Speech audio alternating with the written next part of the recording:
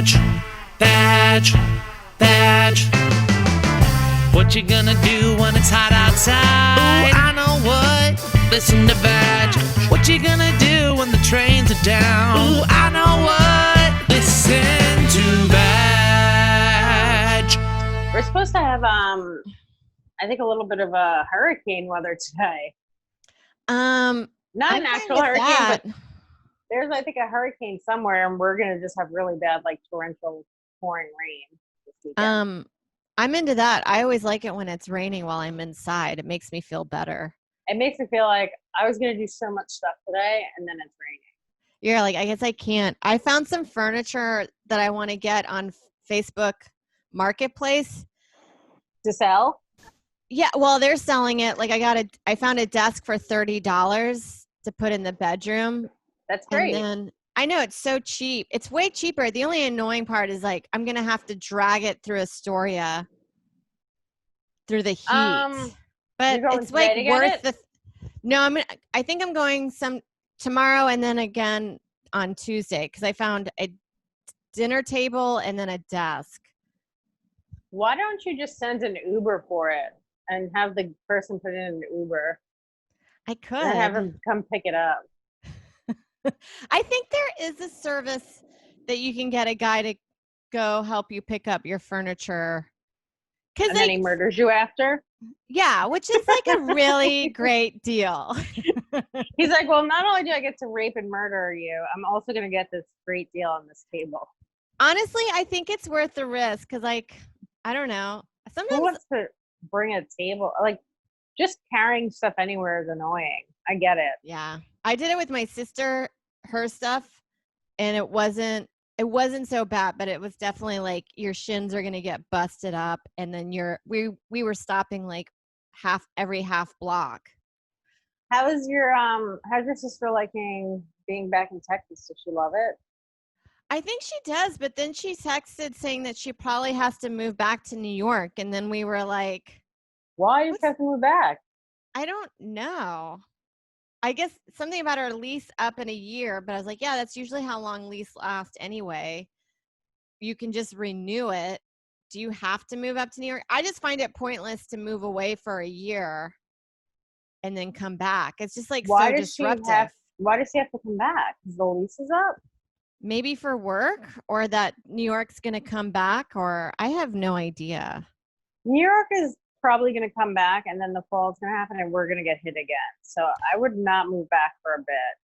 That's what I was thinking, because I don't understand how companies that have over 10 employees are going to deal with having that many people inside. They're just going to get sick again. I don't know. All of this sounds so crazy. Did you see yesterday that it's so hard not to talk about COVID? I feel like we talk about it a lot, but I feel like everyone's just going through this and not like if I knew we weren't going to be up and running for 2 years, I might just like move to the burbs somewhere, like just get away from New York City. Yeah, I want to be by a pool. It's so uncomfortably hot. Like for what we pay in rent, we could have a place in any other city with probably a washer and dryer, and then a pool. A washer and dryer, a backyard, a dishwasher.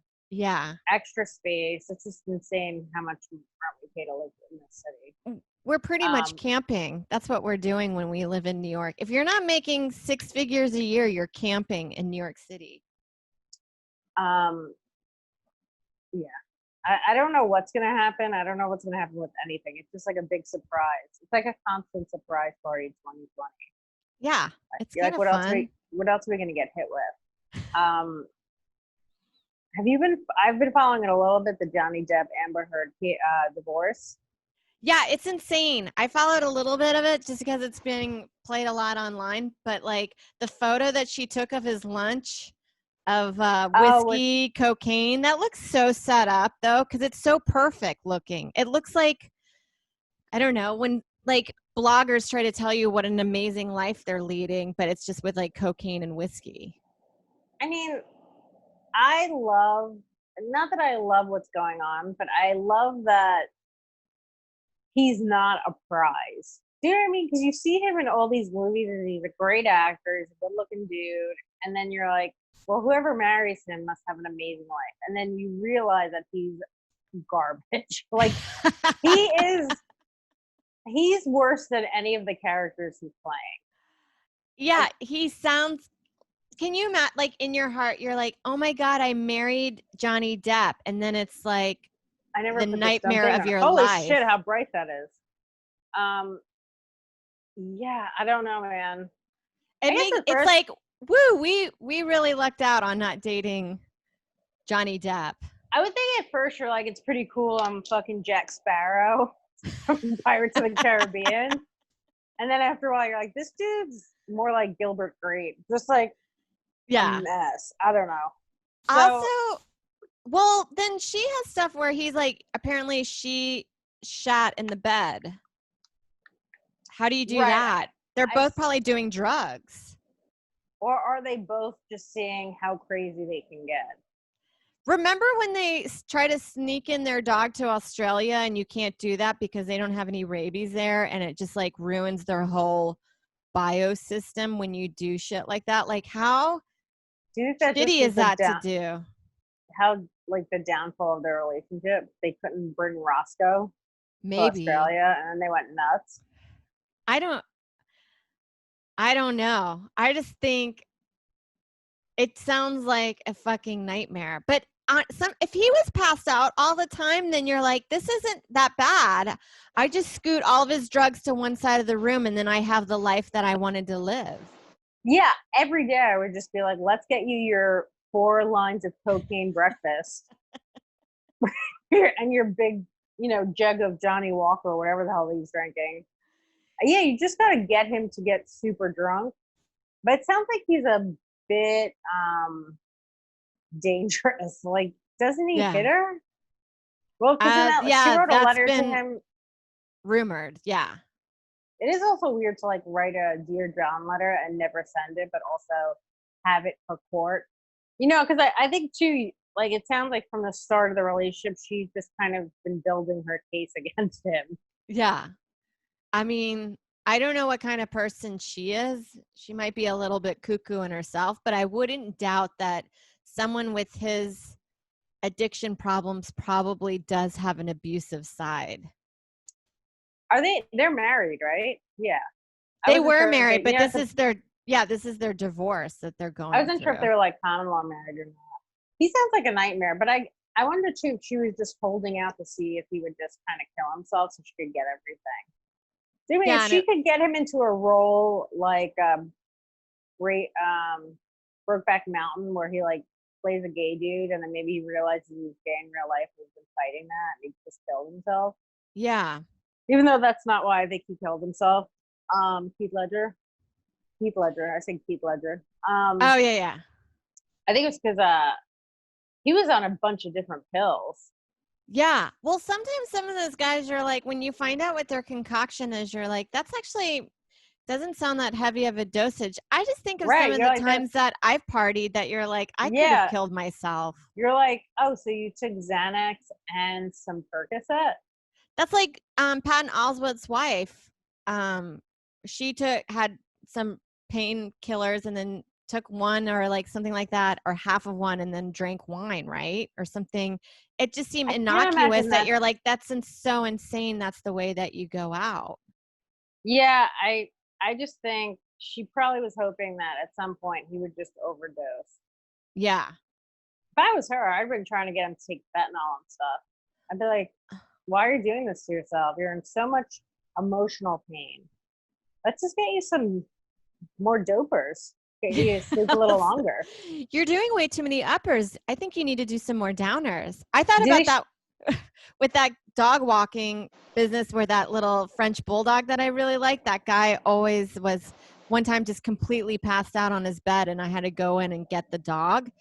And I'd always see lines of Coke residue on a coffee table with like, weed leaves around that I was like, oh, I wish I could just give him a whole kilo of Coke and then he does it and then dies and then I get his dog.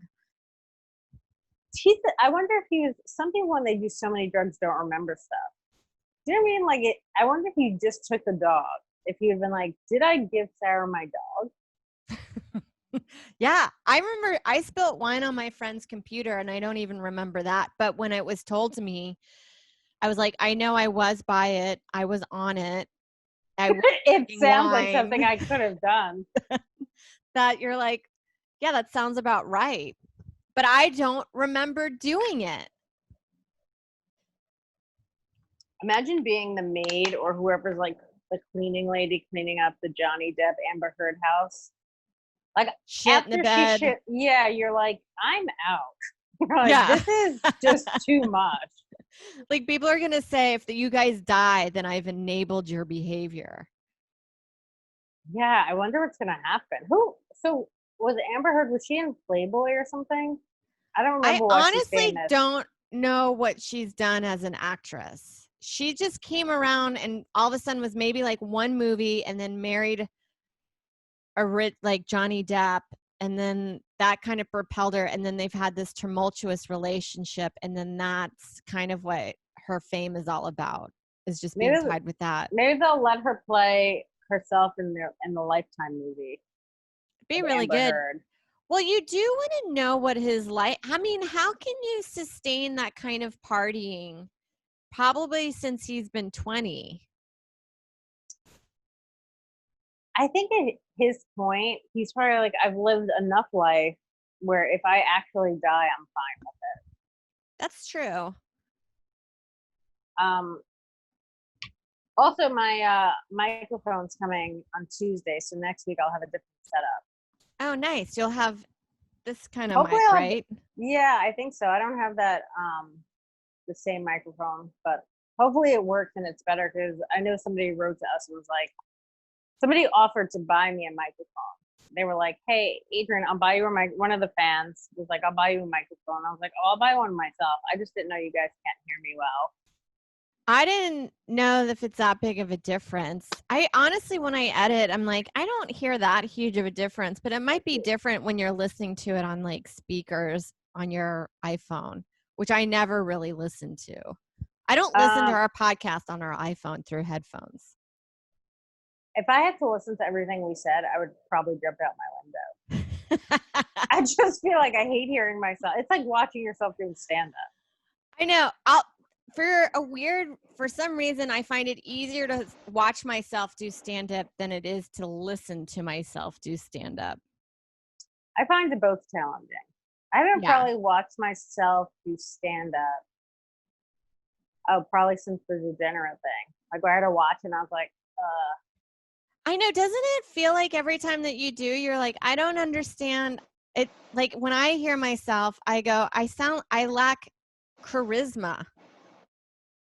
Do you know so funny that, yeah, of course, there's stuff you're watching, you're like, why aren't you more confident? But then you're like, I don't know. Yeah. This is just who I am on stage now. And this is kind of like who I am in real life anyway. So. Yeah. Do you think that once we start performing regularly again, do you think like we've regressed a bit? Or do you think that we're going to just nail it? I don't know. I have this fear. I feel like I find myself on Zooms to be more vibrant because I feel like you can't hear me, so I'm always like yelling a little bit more. Oh, so you're really like I just picture myself you're actually performing a little bit more on Zoom, so I get that. Yeah. And then I have this thing, and it'll make me laugh if we hit the stage, all of a sudden I'm like pacing like Chris Rock and repeating myself over and over again. Slamming the mic on the phone after every punchline. Yeah. Or I'm just doing the Dave Chappelle thing where every punchline I just hit my leg with the microphone. Yeah, and you have to walk away from the stool because you could just cracked yourself up so hard. They're like, Adrienne Sarah really become Chris Rock and Dave Chappelle on stage. We would get in a lot of trouble for that. I'm into it. We got Shelly sent us an email with a funny story if you want to. Oh, let's hear it. Shelly's so great. I wish Shelly lived closer because I would become friends with her. I definitely feel the same kind of vibe as well. Right before you can just tell. Yeah, she's a cool person. Right before quarantine, I was supposed to go to Indianapolis and Detroit. And I was like, I might have to live with Shelly if I get quarantined there. Imagine I lived with her and then she was like, I don't want to be your fan anymore of the show. She's like, I'm out. That's honestly, whenever you do like meet and greets with people after a show, I have that fear of like, dude, if you talk to me for longer than 10 minutes, I actually feel like you're going to lose interest. Yes, you're like, don't get to know your heroes too well. Not that we're anyone's heroes, but I think if anyone met us, also too, it's like, wouldn't you want to just meet Johnny Depp? Yeah. I mean, that's another thing. I bet you if we met Johnny Depp, I have a sneaking suspicion that I would cringe around him and roll my eyes. Like the amount of finger jewelry he wears, all the scarves that he always is wearing. I'm sure he's wearing a lot of eyeliner.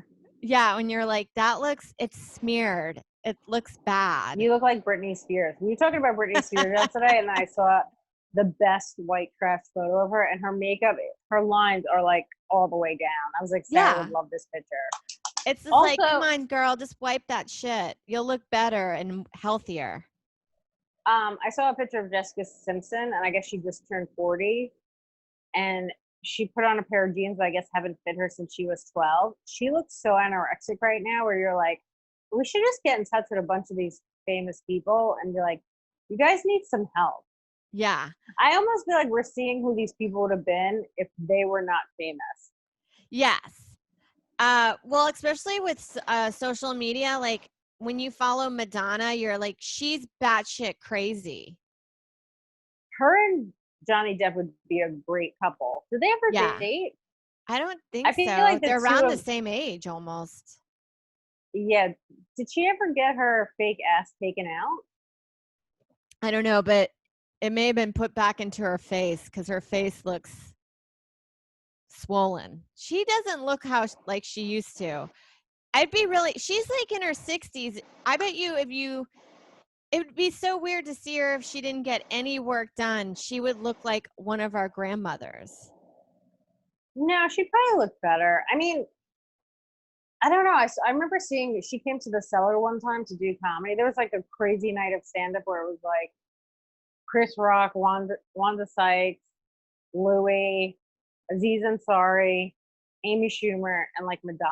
It was like an insane lineup, and she went on stage and was doing stand-up, and she's definitely not very funny. Yeah. But it's just interesting because she's so tiny. Yeah. She's so frail. I also think if some of these famous people were a little bit heavier, you wouldn't see like the wrinkles and stuff as much. That's kind of the dilemma in getting older, which is why I always stay a little fat. I'm like, I just don't want to get wrinkles. That's what I tell myself. The face. Well, you have to choose between your ass or your face, apparently. And your knees. Like when you get real thin, your knees get like all wrinkled. Yeah. Anyway, we derailed from Shelly's email. Let's hear her funny story. This is Shelly's. This one's called Driver's Ed Memories. Okay, so a few funny things that came up listening to a recent podcast. These are all related to driver's ed. One girl Did you take driver's ed? I did. I took it outside of high school, but it was still taught by coaches that were from high school. It was their way to make extra money. And then it was all the kids that I went to school. I don't know. I should have just taken it in high school. It doesn't make any sense to pay the extra money. Okay, so she goes, one girl had an inattentive mom, and she used to drive herself to driver's ed. The teacher and whole class knew, and no one batted an eye. I thought she was so badass for that. LOL. Isn't that funny? So funny. What you thought was a cool kid was actually a kid that had a parent that has really bad parenting skills. Or a parent that's just a real alcoholic, where they're like, hey, you can drive yourself to school. Well, I remember I knew girls that were allowed to smoke at the age of 14, where you're like, huh, I know that we're all smoking, but what a weird thing for your parents to be cool with you smoking cigarettes in your garage right now. And the parents knew about it? Yeah. Because they were smokers. I know, but at 14, that's such a young age to start letting your kids smoke. I know. Well, a lot of the arguments would be like, well, I just know that if you're going to do it anyway, so I'd rather you do it around me. And you're like, that's insane. I'd rather you have to hide it from me and go where Yeah. it's miserable for you to do it and I don't want always to. to live in that fear rather than I just don't want like to. Yeah. smoking. I don't want to hear my 14-year-old kid waking up with like a smoker's cough. That's so crazy as a kid to just hear your kid hacking it up as you're smoking so much.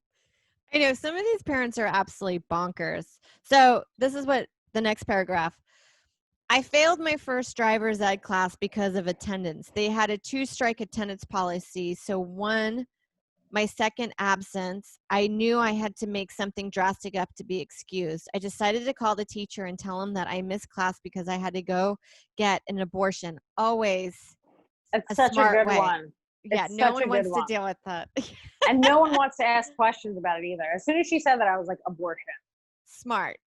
I figured he would feel sorry for me and let it slide. I wrongly assumed that he wouldn't tell my parents because that would break some kind of confidentiality thing, like an attorney-client privilege or something. Anyway, come to find out, Yeah. that rule does not apply to teachers, or at least not this teacher, especially driver's ed teacher don't have a confidential. I would think they would. I would think that they feel weird and uncomfortable bringing that up to your parents. Like, I don't think today's world people would do that because I think everything is so HIPAA related. But I think back in the day, and then imagine having to lie to your parents and proving you didn't have an abortion. Yeah, how do you? You're like, I just wanted to get out of driver's ed. Yeah, they're not gonna believe that because it's such an insane thing to come up with at that age that it almost feels like, of course you had an abortion. I would never, if somebody a kid told me they had an abortion, my thing is, as long as it's not like hurting themselves in a way that I'm like, I'm just going to stay out of their business. If I found out my kid had an abortion, I would be so excited that I didn't have to pay for it. Like they just had it without me and I didn't have to cough up $500 or whatever the charge is now.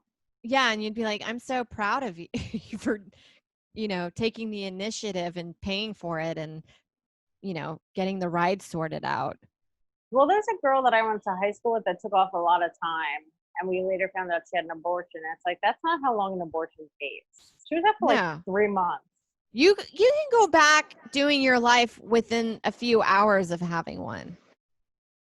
Yeah, I mean, that's pushing it. I just feel like you do have a lot of discomfort after it. I used to work at a place that did that, and people would say, like, everyone's also different too. Like, we also had a mother and daughter that had abortions. It's kind of like a family thing. Yeah. And like one of them was okay, and one of them was just like bleeding a lot after. So I do think it's probably not smart to go do stuff after your abortion, but there must have been some other reason that she was out for months. Yeah. But I just feel like those procedures, because I know Michelle talks about it in her special, having one, and she's just like, it was nothing. She had it like as a lunch break. I think Michelle's also a lot stronger than a lot of people. Like, I don't know people that go get an abortion during their lunch break and then they're back in the office. Yeah, like, she had to go do an open mic afterwards. Yeah, she's just like tremendously driven. Perseverance or whatever it is. Yeah. Okay, so where is it? This asshole called my house during dinner. I watched my mom's face change and she started to cry. She hung up and then yelled, "So you're fucking pregnant?" I was speechless. So then I had to admit to my lie. My parents were beyond disgusted with me. I was so pissed at the teacher. It's so funny to have to explain more. You just wanted to get out of driver's ed. I know. That's where I'm like, I don't think I'll be a good parent, because if I heard my kid tell me like this, that's hilarious that you came up, that's your excuse that you used. Yeah, you could just said someone died. Well, I guess an abortion, someone does die, but I don't know. I would just get off the phone and be like, that is so hilarious. All right, so my parents were beyond disgusted with me. I was so pissed at the teacher for not keeping my secret. Like, what if I really just had an abortion? This is how my parents find out? LOL, crazy as hell. They probably were relieved that their child was just a manipulative liar and not really pregnant. I was a very disappointing daughter, laughing my ass off. That's hilarious. It's hilarious, but I also don't think that's disappointing. Like, first of all, I think I could have gotten away with so much more shit than I did. Like, my mom came over the other day and I was talking to her. She also, I was asking her about the time that me and my sister pretended to be pregnant strippers, and she remembers it. And she also said that at the end, she would egg us on and help us give birth, like try and tell us how to give birth with like Lamaze classes. Yeah. I was like, that is so hilarious that my mother thought that was an okay thing. No, I know. It's just like, it's really funny. If something's really funny, I let things slide. Yeah, I mean, my dad did not see it that same way, but my mom just thought it was the cutest thing. It is adorable. So she has another one. During my makeup class the following summer, there were identical twin boys that kept bragging that their parents were going to buy them a brand new matching Geo trackers. That's so funny. I just like Geo trackers. I don't even think they make those cars anymore. Those cars were so cheeseballs. They were like Spring Break was a car. Yeah, Spring Break was a car. That's hilarious. They were like Hyundai Accents. Yeah, they were ridiculous. Well, on day during practice, one of them destroyed the trunk of their test car. That's so funny.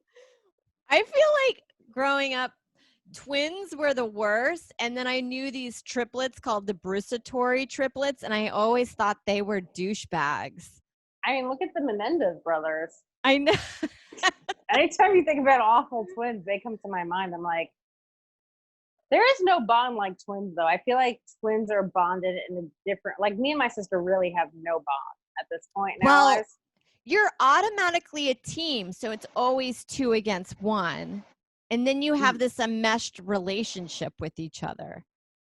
Yeah, it's sometimes pretty incestuous, though. Not like they're fucking each other, but like it's almost unhealthy. You ever see where identical twins are dressing the same as adults when they're like 30? Yeah. You're like, you guys don't have to dress like that anymore. Oh, absolutely. Or like they live nearby each other and still are entwined in their life, where you're like the Olsen twins. They're always together. They're always together. They both look like wet. Yeah, they always look like they're just got out of the rain. Yeah. And they're so anorexic. They also smoke a shit ton. Oh, yeah. I love that at their one of their weddings, the one that married the French Oliver Savarsky or whatever, they apparently at their wedding, every room that you went to or on the tables were just bowls of cigarettes. So I was like, that sounds pretty amazing. Well, it's also a big appetite suppressant. Yeah. So I could see them using that to not eat.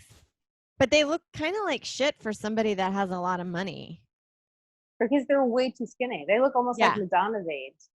Yeah, it's insane. Okay, so one of them destroyed the trunk of their test car. A local car dealership would lend new cars for us to practice. We were supposed to slowly in reverse around the light poles in the parking lot. Well, one of the twins got the gas and brake mixed up. He started swerving all wild and crashed into the light pole. That was if they still got that Geo Storm, whatever they were going to get. Oh, the Geo trackers. The truck was all crunched in. My girlfriend and I were partnered up in another car across the lot, cracking up. Later, the teacher scolded us for laughing at the accident. She said we should be ashamed of ourselves because everyone could hear us for across the parking lot laughing at the accident. I will never forget the joy in my heart that day, that knowing there was no way they were going to pass after that. I was such a little hater, LOL. Anyway, thanks for bringing up the great memories for me. I texted my girlfriend that wasn't with my car. We had a ball reminiscing. Those are those are the best stories when you remember something so hilariously tragic. I took driver's ed, and it was me, the girl that used to fight me as a kid, but we were like friends in high school. And then another girl who was much older than us, and she was a terrible driver. Like she would drive and we'd always end up on the curb, almost smashing into like a fence. That's so weird. I think she also was not even in the school. She might have been like 20. Yeah. I just remember mine was, it felt like all the cool kids came in really stoned. And then I had a coach that taught us, and he would just stop and run errands as we practiced driving. So he'd be like, "Oh, pull into this parking lot. I got to pick up a sandwich really fast." I mean, you weren't supposed to do that, but like, what I was never going to tell on him because What he is was the really big deal funny. about doing it? You still are driving. I know. I think it has something to do with the liability issue, or that these guys, they're supposed to learn to drive, not drive you around to run errands like you have a chauffeur service. I know, but what if you really want a sandwich and you're working and you're just like trying to do a lot of things at once?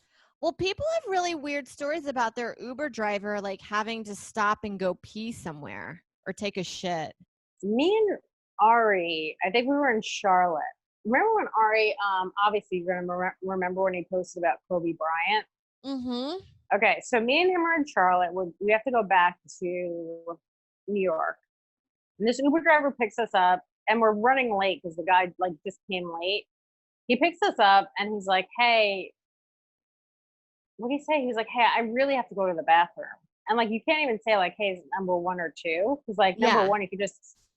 So he's like, "I really have to go to the bathroom," and I guess because we were in the downtown area, there was not really anywhere to pull over, because it's very congested. But it was also like 5 a.m. So he takes us to like this abandoned lot, and he gets out for a long time. And I'm like, what? And it was a black dude. I'm like, what if this guy knows that Ari wrote that tweet about Kobe Bryant dying, and he set us up to get murdered?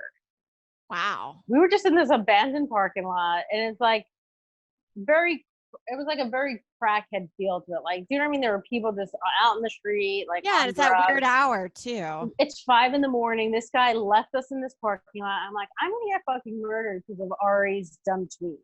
I know, but then did the guy probably just turned out had to take a shit, he came right? Back. Yeah, I guess so. But he came back and he was like, "Oh man, that was close." And you're like, "Yeah, it was close."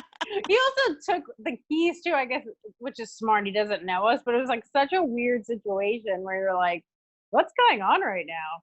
Yeah, I feel like you wouldn't have that with the cab driver. No, but like he just left us in his car. Such a weird.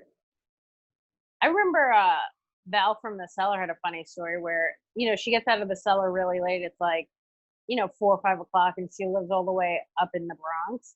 Yeah. She calls an Uber driver, and as he's driving, he's just falling asleep in the car. And she's like, "Hey, do you want me to drive?" So he got out. They switched. She drove herself to her apartment, and then she's like, "Hey, I'm leaving." And he just was like sleeping out there for a while. But isn't that bizarre? I don't think he charged her either. Where he was too tired to drive, so she started driving her own Uber home. That's crazy. It always feels like Uber drivers have more mental or personality issues than cab drivers, because cab drivers just ignore you the whole time. Yeah, Uber drivers, it's weird because like I didn't know this, but I guess when I was going, you take a lot of Ubers when you're like flying. So I guess I was flying somewhere, and this guy picked me up. It was already kind of too late. He showed up in the wrong car, and everyone's like, "You're not allowed to do that because that car's not covered." I was like, I didn't really have a choice. I had to get in this car. So I get into this guy's car, and it's a mess inside. He must have been a drug addict because his shirt was filthy, his nails were gross, and there was just like dirt. Like he had a ton of shit just dirty in his car. And he's like, "Oh, so he's like, sorry, my other car broke down." And I was like, "Your other car did not break down." Yeah.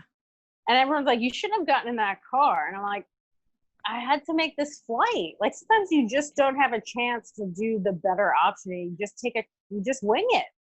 Yeah, I know. Like, cause it's not like the airline is going to understand that you're like, I'd rather take a chance of maybe getting murdered or something bad happen than miss my flight. I didn't think we'd get murdered. I thought there would be a better chance that we get into an accident. Do you know what I mean? Because he wasn't driving great. The car was sold and beat down. I even took pictures of it because I was sent it to Uber or Lyft, whoever picked me up, and they were like, they didn't even make me pay for it because they were like, this guy should not be driving this wrong car. Oh, yeah. Well, they make you put in all your like car model and make, and I think it has to be a certain age. It was just a totally different car. Yeah. It was so dirty. those are weird. Like I told you, I think I told it on this podcast that Joe and I left the cellar one night. I don't know if it was an Uber or a cab, but the guy took us to Astoria and we took the upper level 59th Street bridge. He started having a panic attack on it. I think he doesn't like going on heights or over bridges. It'd be fun if he's like, this is how I'm getting over my fear of bridges. I just started driving Uber. Was that the guy that got into a fight with another guy while he was driving? No, that was a different guy. That guy, it was congested. It was right at the 59th Street level, and it was very congested at the mouth of it. And he wouldn't let this one car in, and the car kept scooting in, so he just threw trash at it. And then it really angered that guy, which, of course, you're like, dude, we're all trying to get in at the same time. Like, why do you have to throw trash at my car? So then that guy had like one golf club in the back of his car. Which is definitely not, you don't go golfing with one golf club. Do you think we were on his side. We were like, I totally understand. But that guy with the golf club kept chasing us around Astoria and we had to call the cops. That's hilarious. I mean, there's so much anger that happens when you're driving. Like I remember one time I was driving my friend who's like 70 years old. And she's a decent driver for a 70-year-old. And like it bottlenecked into an exit. And this kid just like, I guess he didn't want to let us go or something. And she cut him off. And he took, I guess, a bottle, like a Snapple bottle or something, and threw it at her car. Yeah. And then you're like, oh, this person clearly wants to fight with us now. Yeah. And you have no idea what's going to escalate from that. It's especially now, everyone's on edge. Like this was a while ago, but you just don't know who you're gonna get into a fight with.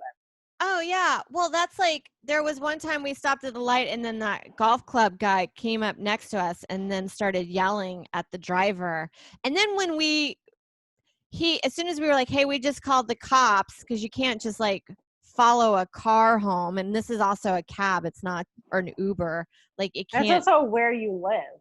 Yeah. So we had to call the cops and we kept circling around until the cops came, and then that car, the golf club guy, skirted off. But it was funny because then our driver was acting like he was so innocent, and we had to tell the cops, we're like, yeah, don't. He also threw trash at this car. Like he's not like, oh, some innocent guy that's being chased. And so I don't Imagine know. that happened in a yellow cab where like the toll just keeps going up and up because you keep going around this block.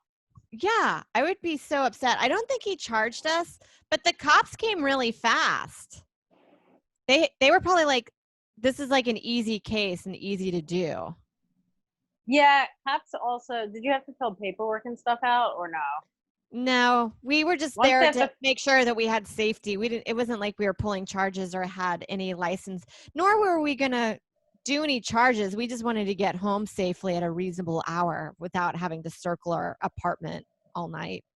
I did my taxes yesterday and I was looking through how much money I spent on Uber and Lyft last year. And I have a car, so I'm only really using it to go to the airport. And it was way over $1,000. Oh, mine was a ton. Joe and I rented a car to drive up to Maine last week, and we had it for the whole week, and it cost us almost $800. That I think he's thinking about getting a pre-owned car. $800, that's a lot of money. I know. And then I think of all the times that we even living in New York, we've rented a lot of cars to get to places for like gigs in upstate or Pennsylvania or New Jersey, because you can't even a lot of these gigs are not even like a walk from the train station or the bus that you took. It's like you also have to take an Uber. All of that shit adds up, that I feel like if we went through our taxes or expenses, it'd be cheaper. Yeah. Or just a little bit, getting a car would be just a little bit more, but it would be so much easier for our life and convenience just to have it. Especially now, a lot of people are getting cars especially if you're in New York City in these tiny apartments during COVID, a lot of people are just getting cars so they could take a drive, go hiking. Yeah. I know like Faryaz and his wife, they got a car just so they can kind of, it's like you're stuck in a small apartment, you don't have a backyard, so you could get in the car and just like, even to go for a ride, it just changes your mindset. So I know they've been going hiking. They're going to go. We could go to the beach. You can go anywhere just to get out of your house and change the scenery. It's just, I don't know, especially right now, I feel like most people are getting cars. So it does make sense. Yeah. Well, I was joking with Joe. I was like, we were going over the pros of it. And I was like, yeah, and I'll make so much money just being an Uber driver. Like, I can't picture myself doing that. It's not the worst idea. You just put on a ton of miles. Although you're not going to want to have strangers in your car now. I did see somebody the other day that must have been an Uber or a Lyft driver. Sorry, you had your hand up. Oh, I was just going to say, I was just saying now when you do Ubers, because I've done one, they have a plastic. Yeah.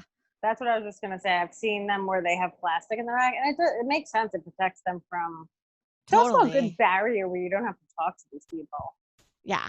Well, because a lot of them are like, I don't know. There's one lady in Cleveland that we always get from Hilarities, and she's just like pro-Trump and just talks how much she loves him and how great of a guy he is. And like, I'm not going to get in an argument with. And then she went into this whole story about how her brother saw Moses when he almost died in Aruba. And I was like, are you sure it's Moses? Like, it could have been some other. It's just like, she's just crazy. I couldn't sleep last night. I was up till about 6 a.m. and it's so weird when you're up late, the things you just start looking at and like the rabbit holes you go down. So I'm on this, I don't even know how I'm friends with this lady, but she's a huge Trumper. And I just went through like probably months of her posts. And then I went into the posts in the comments and she wants to so I guess she was upset that people I guess they were Black Lives Matter right outside Trump's hotel in Manhattan or something. And then there was people that went there and they were also, after that, there was another post where people went there and they were going over the letters, what I guess black, it was in yellow at first. So there's one post where she's mad they're doing this outside Trump's house, outside his hotel or whatever. Yeah. And she's just upset, and de Blasio's there, and I guess a bunch of other people are painting in yellow. And she's like, we need to make a citizen's arrest on de Blasio and the mayor. And she's like calling for people to go make a citizen's arrest on Facebook. Yeah, she's crazy. It's so insane that anyone could hate something so much where they would try and get people together to go into the city and to stop these people and arrest them during COVID. Oh, yeah. Well, it's like that video of that lady in the long skirt that was trying to paint black over the yellow letters of Black Lives Matter while her husband was just wearing soccer shorts and a t-shirt. And taping her? Yeah. And then you're like, she's doing all the manual work. And I was like, I never have that much hate in my heart that I have to go do manual work. That's what I would say. I would never be so upset about that, where I'm going to go out on a summer day and go paint over on concrete. All of it is insane to me. Yeah. And so then there was another post that she had where they were painting over the letters, and she was like, well, if you guys have freedom of speech, we also have freedom of speech. And you're like, well, you're just actually painting over the letters. It still says the same thing. That's the other thing. You're not actually writing something over it that's different. It still says the same thing. We can still read it. It's so dumb to me, where I'm like, no one even thought this through. Yeah. It still says Black Lives Matter. Now it's also in black, which just makes it almost even more. Yeah. So you're like, I don't even understand. You're not even making a different message. It's the same message. So you're just going exactly over. Yeah. At least they should have been a lot more creative by adding maybe more words to Black Lives Matter to make it not Black Lives Matter. I don't know. Or just a different message. Go over. It was the same exact thing. After they were done, whatever the little part they did, it's the same letters. It says the same exact thing. Yeah. Now as somebody who hates that movement, you've actually just written Black Lives Matter. So now that's what you think, actually. Yeah. It blows my mind how dumb some people are, where you're like, this is the same thing. Oh, and then yeah. And then this, that lady, what's her name? Diane or something. Then she's calling for judges and lawyers to go do something for free, where she's like, where are all these lawmakers and judges? Why aren't they out doing stuff? And one person was like, for money. You think you want all these people to go do stuff for money because you just are upset about this movement? It's so crazy. All of it is so crazy to me. And just the comments are just, it blows your mind. We're like, why do you care about this so much? I know, it's the same thing we've talked about of like I just don't understand like the guys that would break their NFL stuff because of Kaepernick kneeling, where like they were burning their Nikes. You're like, you're so stupid. Now you don't have $150 sneakers or something. Yeah, you got to go get new shoes. And then like, what a loser that you're just outside burning your favorite stuff. Also, even if you hate Kaepernick and that whole movement, Nikes are by far the nicest sneakers. Yeah. Like, I know there's nice Adidas, there's nice Pumas, but like Nikes are the nicest sneakers. Like, even if you're a racist, there has to be a party that's like, I still really like these Air Max. They're so comfortable. I like that with Chick-fil-A. I'm like, I know that the top dogs are anti-gay and all that, but I'm like, their food is so good. There's gay people who eat it because they're like, it's still the best chicken sandwich. I mean, absolutely. I don't understand that people have so much time to hate something. And then it's mostly just keyboard warriors. They're not actually doing anything. They're just screaming on like, and there's a party that just wants to like try and talk to them and like, I don't think you're going to change people's minds. And maybe some people just are ignorant, and if you talk to them, they can see it. But like, that's never going to happen. You're just going to get into fights with people. Like, anytime I decide to get into a fight on social media, it's just like days of my life are gone. Yeah, I might. But you have all the time right now. But it's just like, I can't focus on anything else. You ever get into a fight with somebody on social media and you don't think about anything else? Yeah, and you get really like, I start getting mad. Anxiety. And like I can feel my heart rate go up, and I'm just obsessing about it and trying to think of ways to like destroy them. Yeah, it's just not worth it. So I was just reading through tons of comments about that. Like, it's just fun to go through, and like, I guess I should just unfriend her, but it's so funny to me to just watch somebody be so dumb. You're like, yeah, I don't even know. She always has these watch parties where she's watching stuff, and it's like 3 people on it. It's I've seen that a few Facebook lives where I'm like, who is this for? There's 3 people watching this. I don't even know where it is. It's like watching something outside. That's crazy. I've always wanted to. Oh, go ahead. No, I was just saying, it's so bizarre. Like, just that world where you're like mad about something so that. I don't know.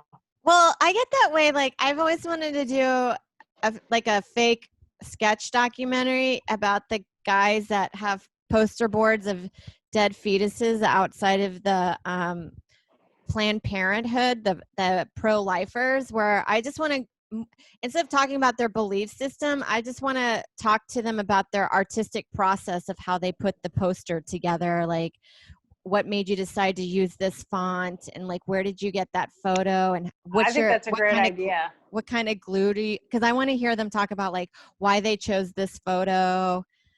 Are they actually recreating the fetuses? Do you know it's somebody's job at the lab to like, just depending on how big the fetus is, to make sure all the pieces are there? It's like a little puzzle.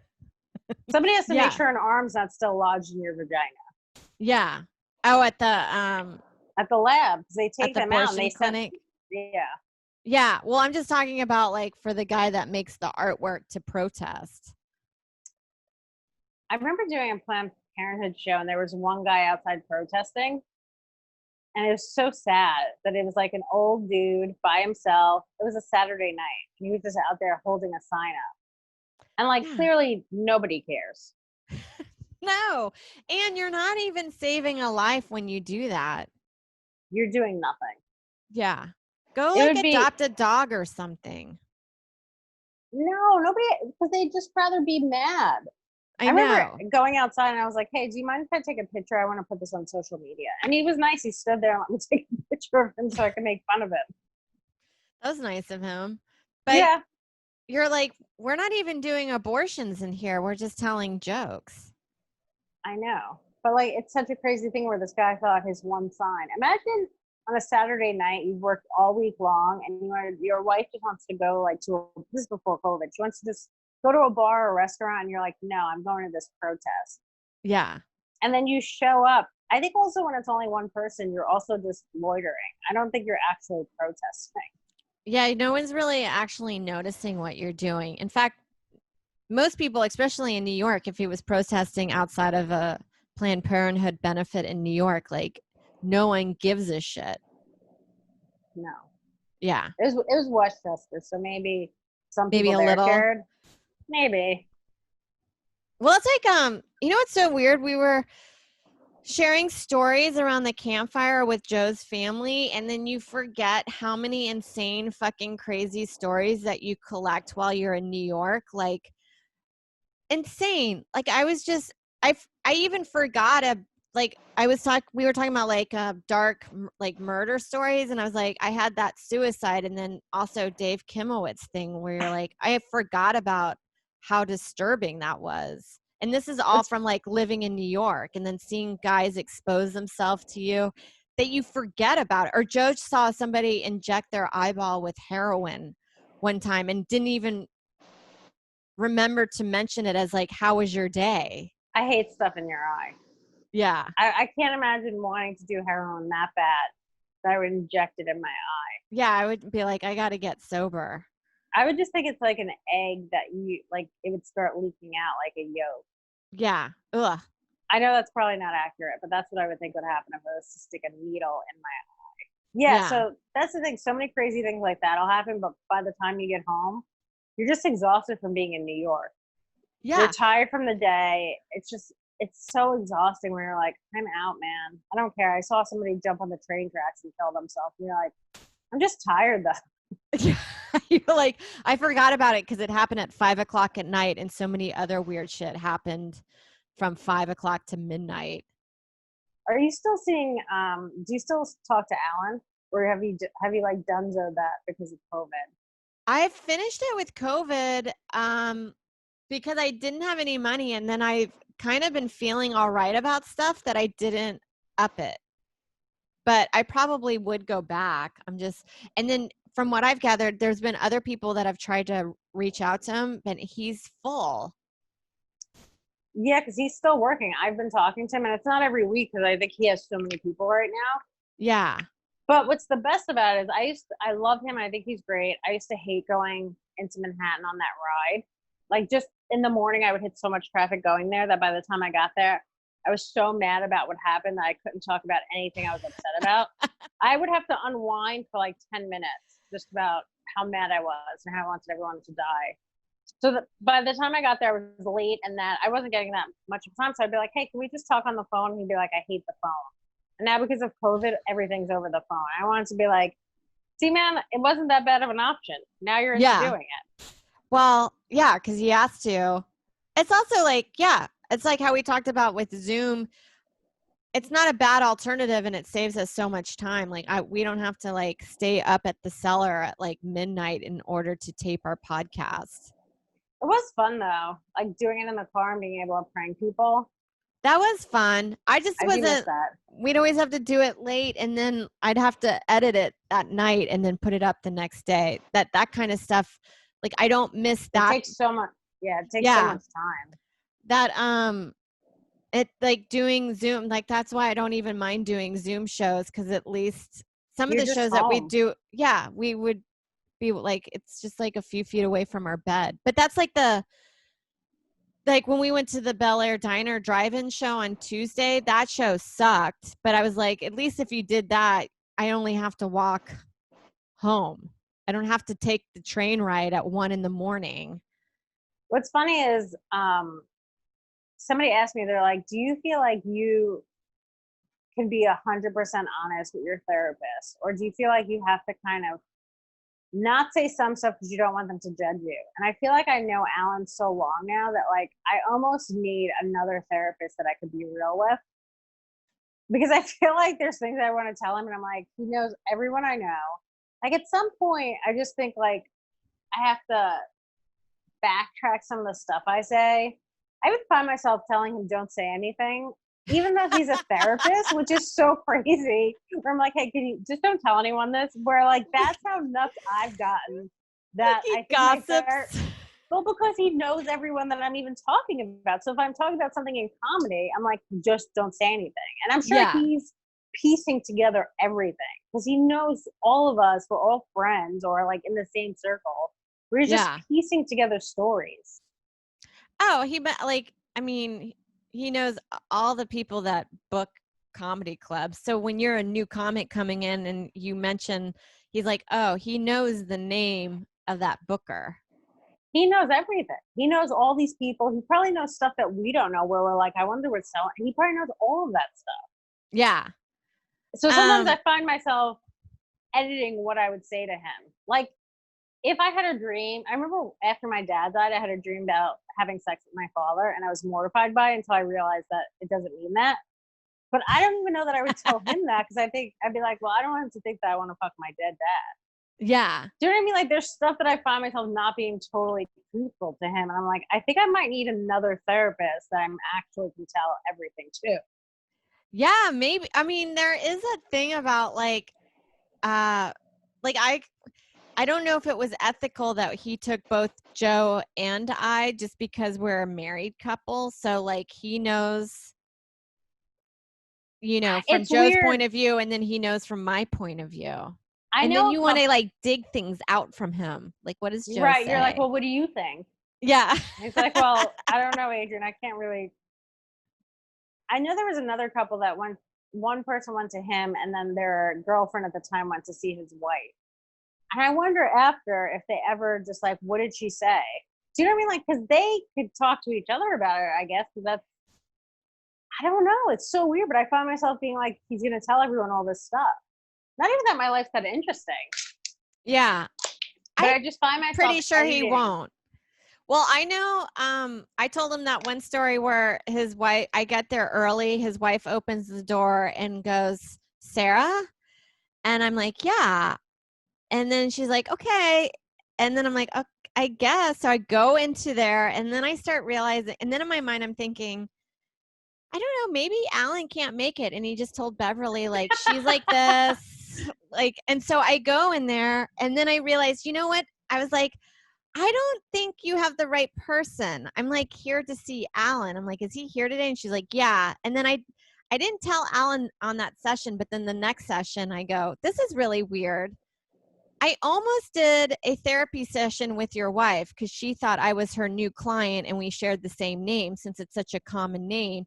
I was like, how weird would it be if you found out I missed your session and I was in your wife's session? That would also just happen to you. Like, remember when you did Uber pool and you just thought you were going to get murdered? Yeah, it was such a weird, just like a common misunderstanding. But I told him about that. I was like, did your wife not say anything? And he was like, oh, she didn't talk about any of that. That's so funny. But yeah, I was like, how weird as a therapist to be like, Sarah, what are you doing telling your stories to Beverly? Yeah, I remember one time he told me I was charismatic and I asked him if he had a crush on me. I go, are you hitting on me? And he was like, no. I was like, I don't know. It seems a little bit like you are. You're not like a little interested in dating me? Come on, you thought about it. It's so weird going there because you always just see people that are going in like, so this is the other thing. Alan is like super left, politically. Yeah. And I know he sees people who are to the right. And I wonder if they feel weird talking to him about stuff. Like, can he be impartial if they say they love Trump and they're upset he didn't win? Just say. Can he be like, well, or would he be like, why would you like that guy? He's awful. Do you know what I mean? Like, 'cause he's so to the left where I wonder if he breaks that, like, I guess, fourth wall or something. I mean, especially now with how things are so politicized, it's like really interesting to know that stuff really bothers people. And I think for a lot of people, they don't want to work or be around somebody that has those opinions about stuff. But I know he sees people that are definitely, of course, to the right. I wonder if that affects him. Maybe. I know there's several comics that say they've gotten into huge arguments with him. And now I suspect it's probably about political stuff. And I was like, I can't imagine arguing with my therapist. Right, that's what I mean. It is weird to argue with your therapist because technically your therapist, he has his own set of beliefs, but like you're not really allowed to bring that into a session. No, you have to be like unbiased about it. It is fascinating. We should ask him the next time you have a session. I'll ask him. A session. Yeah, I wonder if he's crosses that line, or if somebody goes in there and they're like, I don't want to wear a mask. I think it's, violates my freedom. I wonder if he's right. like, well, right. I wonder if he's like, well, why do you feel that way? Or if he's like, hey man, you're going to infect other people. That's really selfish of you. Like, do you know what I mean? Like, that's not really what a therapist is allowed to say. No, they have to be like, why do you think that way? And where do you think that's from your mom? Did your mom not like wearing masks? Right. But I wonder if he would say that, or if he would just be like, you're being really selfish. Yeah.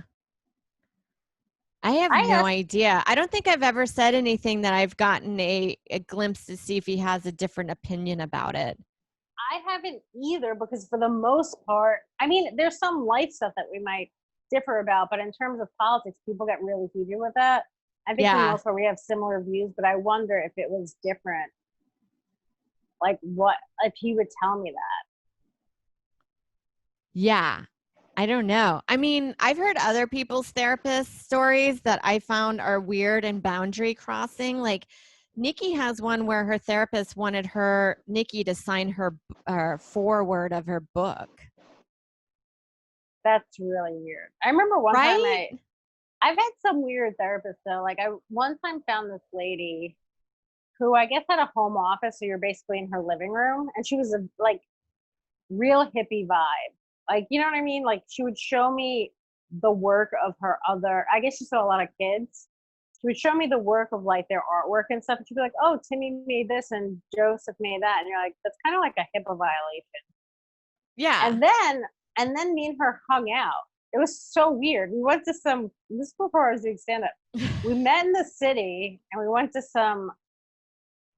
I guess it was like a bar or something, and just hung out. And I wasn't even seeing her that long. It was just so bizarre. We went out and then we went to the diner and got like dinner, which I don't think you're really supposed to have that type of relationship with someone. Yeah, you're not supposed to be friends. Like there are certain things like that are interesting. Like my mom has been going to the same hairdresser for about 40 years and they're not close. Like they don't hang out. I had a hairdresser for more than 6 months and then I went on vacation with her and my sister, and she became my good friend. She started off as my friend and I liked the way that she cut my hair.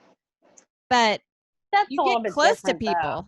Yeah. But isn't it weird to know somebody for 40 years, but you've always established this boundary of like, we do not cross it where I am involved in your personal life? A therapist is weird because you have a very personal relationship with you. They know all of your secrets. Yeah. So it's weird to not have a friendship with them. I remember when I first went to Alan, he watches your stand-up before you go see him. That's awful. Well, I guess he wants to know, but then he also sees some comics that aren't funny. Like, I think he wants to know what type of comic you are, and then he sees comics that I don't think are that great. I remember asking one time, too, I'm like, this comic's never going to make it. Why don't you just tell him to quit? And he's like, well, that's not my decision. He's like, they might just enjoy the process and stuff. And I was like, I guess as a comic, I'm just like, if I'm not going to be able to make money doing this, I don't want a hobby that takes up all of my time that I make no money. Like, I guess maybe I'm just not in love with stand-up for the love of it. Do you know what I mean? Like, I like it and I enjoy it, and it's definitely creative, like, freedom to, like, get on stage and say your ideas. But if I knew I would never make any money doing this, I would stop. Yeah, I agree. In fact, I would love it if somebody was like, you need to stop. I looked Yeah. into the future and it's not happening. And I feel like your life would be so much better if you. He doesn't do that. No. He also I don't said know. sometimes he just he'll have sessions with comics and they just run jokes by each other. Well, not Alan's not running his jokes, but he'll just be like, "Hey, you think this is funny?" And they'll work a joke out together. And you're like, what a weird waste of time with your therapist to see workshop jokes. Yeah, I would hate. Oh my God. I think I would cringe if Alan worked out jokes on me. It might be kind of funny. He has a good sense of humor, though. Yeah, I guess if they were, I think I would like having cute jokes with him. Sarah, maybe you guys can get back to that level. Start working on your relationship with him. Sure. I'll do that. I don't know why I can't. I guess because I just don't want to spend $100 a week again. But if I do it every other week, it's doable. I think you can also, he gets that everyone's not making as much money, or some people are making more, but I think he gets that like everyone's in this kind of financial crisis where I think he would work out a deal with you. That's true. I should reach out to him. Just see how he's doing. So like, I hey, will. what's up? We haven't talked in a while. I'd love to hear. We have to wrap it up. Oh, we didn't even get to talk about Unsolved Mysteries. Oh, yeah. Well, we can do that next week because I'll watch a few more. Watch a few more of them. They're really good. Is there another one that you suggest? I watched the Ray Rivera one. Apparently, there's a British family one that's pretty good too. I watched the Ray Rivera one. I watched Alonzo Brooks. That was another one that watch it because the FBI have actually reopened that case. Oh, cool. Yeah, and also once you see it, you're like, this is crazy what this family went through, that they just kind of, I don't want to give it away, but you'll watch it and you're going to be like, this is insane. Okay, I'll watch that one. So guys, watch Unsolved Mysteries with us. It's on Netflix. All right, I think that's it. Guys, we love you. We appreciate you following our lives and careers and whatever else. I'm so tired. I'm going back to sleep. I went to sleep at like 6 in the morning. Oh, that sucks. I'm going to go take a nice siesta. Well, you're doing a lot of great sleuthing on the internet, so. That's true. I'm stopping hate crimes. Yeah. With my mind.